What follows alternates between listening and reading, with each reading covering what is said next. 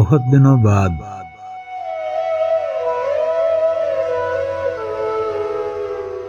دنوں بعد تیرے خط کے اداس لفظوں نے تیری چاہت کے ذائقوں کی تمام خوشبو میری رگوں میں انڈیل دی ہے۔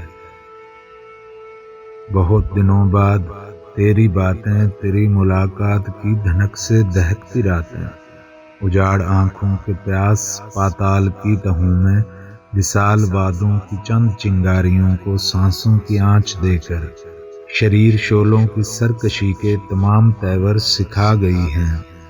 تیرے مہکتے مہین لفظوں کی آبشاریں بہت دنوں بعد پھر سے مجھ کو رلا گئی ہیں۔ بہت دنوں بعد میں نے سوچا تو یاد آیا کہ میرے اندر کی راکھ کے ڈھیر پر ابھی تک تیرے زمانے لکھے ہوئے ہیں، سبھی فسانے لکھے ہوئے ہیں۔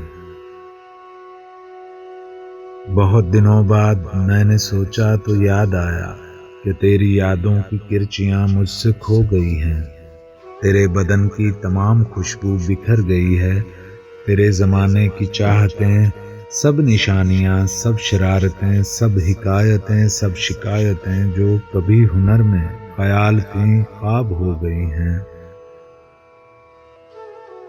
بہت دنوں بعد میں نے سوچا تو یاد آیا کہ میں بھی کتنا بدل گیا ہوں، بچھڑ کے تجھ سے کئی لکیروں میں ڈھل گیا ہوں۔